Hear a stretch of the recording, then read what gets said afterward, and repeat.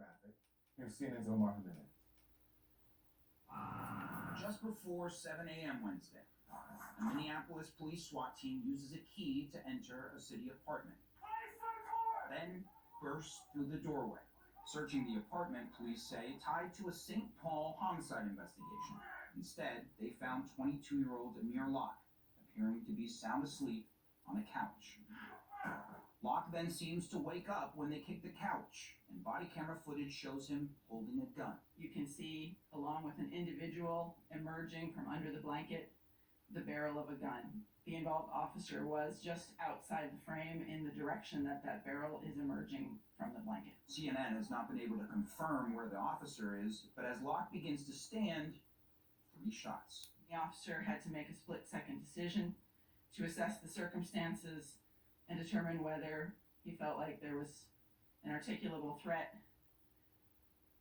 that the threat was of imminent harm. Locke's family said he was in legal possession of a firearm when he was shot. The family and their attorney criticized police procedure. No lawful gun owner could have survived this situation. This is the definition of no knock in 7 seconds. 7 seconds. That's it. And Amir had no choice. It's unclear if this particular breach was originally designated as a no-knock warrant, but attorneys also took issue with the timing before the shooting.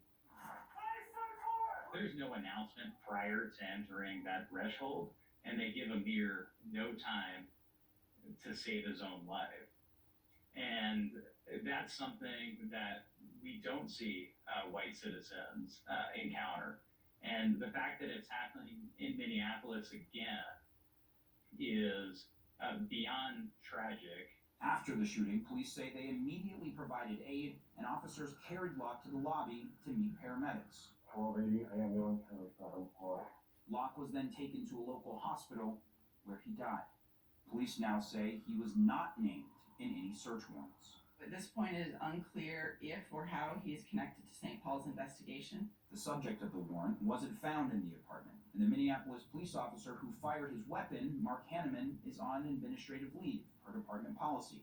Locke's mother spoke out today, expressing outrage over her son's killing. I believe that he was executed by the NPD, and I want the police officer that murdered my son to be prosecuted and fired. Police say they're now assessing whether proper procedures were followed, and the mayor of Minneapolis is promising a full criminal investigation of the shooting. This video raises about as many questions as it does answers. Truth and justice must be our guiding principles. As the interim chief and the mayor left the room, activists expressed frustration. When will you release the search warrant? How is walking out of a press conference transparency? You are a murderer! This is what we've been fighting against since George Floyd was killed.